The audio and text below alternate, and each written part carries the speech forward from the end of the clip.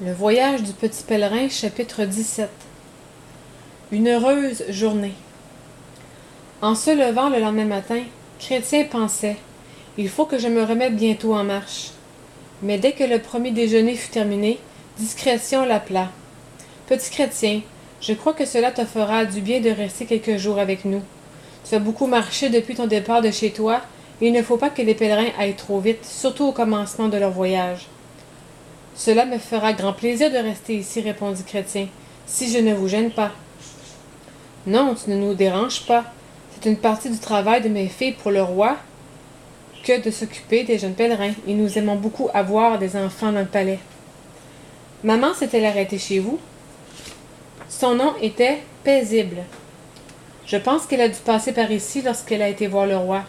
Il y a bien longtemps de cela. J'étais un bébé quand elle est partie. Nous regarderons si son nom est inscrit dans nos livres. Je crois qu'elle vous ressemblait un tout petit peu, balbutia timidement Chrétien. Discrétion vit deux grosses larmes briller dans les yeux de l'enfant, et se baissant, elle l'embrassa tendrement. Tu la retrouveras, petit Chrétien, murmura-t-elle. La verrai-je pour sûr dans la cité céleste? Oui, pour sûr, répéta Discrétion en souriant, et tu ne la perdras jamais plus. Et papa? Demanda anxieusement Chrétien. Sera-t-il toujours trop occupé pour voyager? Ce que je peux t'assurer, c'est que le roi ne cessera de l'inviter à venir à la cité. Peut-être voudra-t-il vous rejoindre ta maman et toi, et commencera-t-il bientôt son pèlerinage. En tout cas, dit Chrétien, il n'aura pas peur en route parce qu'il est un homme et qu'il est très brave. Je me demande si maman n'a pas eu peur des lions. Quand papa viendra, voulez-vous lui dire que j'ai demeuré chez vous et que lorsqu'il arrivera au port de la céleste cité, je serai là pour l'y attendre. Oui, je lui ferai part de cela, promit Discrétion. Maintenant, j'ai beaucoup à faire. Charité va t'accompagner dans la bibliothèque, et tu pourras chercher dans nos livres si tu y trouves le nom de ta maman. Cette première journée de Chrétien dans le palais fut pleinement heureuse. Tantôt Charité lui tenait compagnie, tantôt Prudence ou Piété. Chacune était aimable avec lui, cherchant à deviner ce qui pourrait lui être agréable. Chrétien, comme beaucoup d'autres garçonnets, aimait à lire des histoires et à regarder des images. Il trouva une foule de livres intéressants dans la bibliothèque du palais magnifique. Prudence lui indiquait quelle lecture il pouvait faire, et Piété lui en expliquait les dessins. Il y en avait beaucoup, représentant des enfants.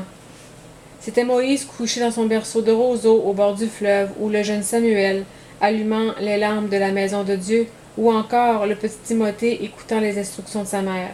« Et voici notre prince lui-même, dit Piété. Ton livre t'a raconté qu'il était venu à destruction comme un faible enfant dans une pauvre famille. Ici tu le vois dans les bras de sa mère, et les bergers sont à genoux devant lui. » Chrétien trouva cette scène fort belle, et il la contemplait encore quand Charité l'appela pour lui montrer l'image qu'elle préférait entre toutes. Elle représentait un petit enfant marchant le long d'un étroit sentier. Un bel ange le suivait, les deux mains étendues, comme pour toucher ses épaules. « Tu vois, il ne peut pas tomber. S'il glisse, l'ange envoyé par le roi le retiendra. » Les heures s'envolèrent si rapidement que le petit pèlerin fut tout surpris quand le soir arriva.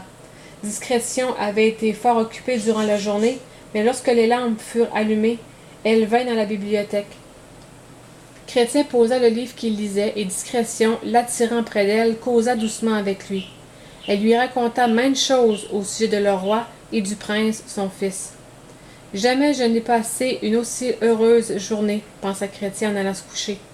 Si je n'avais ni grande envie de demeurer dans la cité céleste, je serais content de rester toujours ici.